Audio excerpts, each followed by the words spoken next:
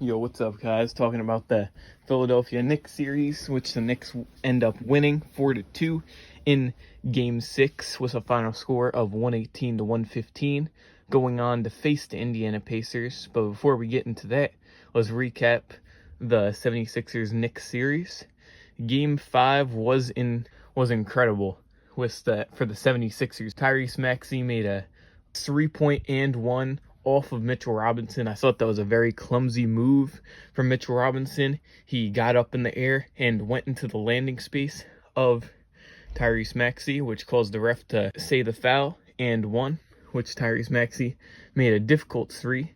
And he also made the free throw to make a 4-point play and to make it a 3-point game.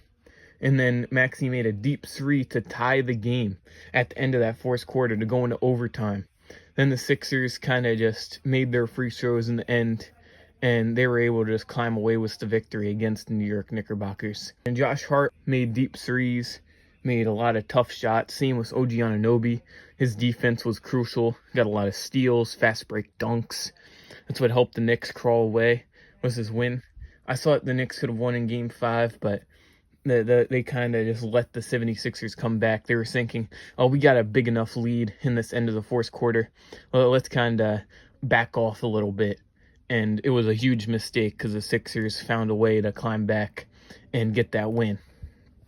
The Knicks had to be upset about that, and Tom Thibodeau had to enforce that into the locker room that the Knicks need to win Game 6. Tom Thibodeau was probably pissed off, to be honest with you. Because I would be the same way as a coach. You can't let that team come back down 6 with 28 seconds left. Or it was either 28 seconds or 40 seconds. It was one of those. And they just came all the way back big. Then Game 6, the Knicks got a nice win. Josh Hart played a pretty good game. He had the dagger in the end of the fourth quarter. Talking about the overall Knicks performance, Jalen Brunson didn't have it going in the first couple games. And the Knicks, they kept playing hard on defense, kept trying to find shots on offense. I thought they took a lot of good shots. Some of them, they just wouldn't go down. And the Sixers were able to get it to Embiid and just score.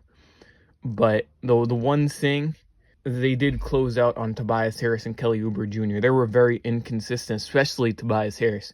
Tobias Harris was a little more consistent. 76ers probably would have got that Game 7.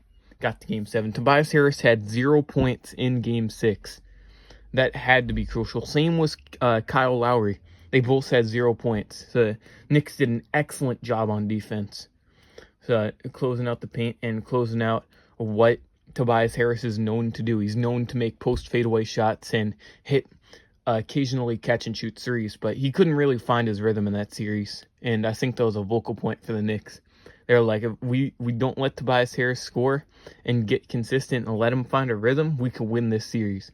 We're going to do that. Tyrese Maxey was a boatload to handle. It was insane. He made so many tough shots off the dribble, and he would be able to get inside. He was so quick. It was his high off-the-glass layups. There's nothing that Knicks could have done. Isaiah Hartenstein tried his best. Mitchell Robinson had that little bit of ankle injury because Joel Embiid grabbed him to the ground, which was not right. I showed them my last Knicks video. That wasn't right at all. Should have been I think it was a flagrant. Yeah, something like that. But it's just, since he was on more of limited minutes, it was hard to control the paint.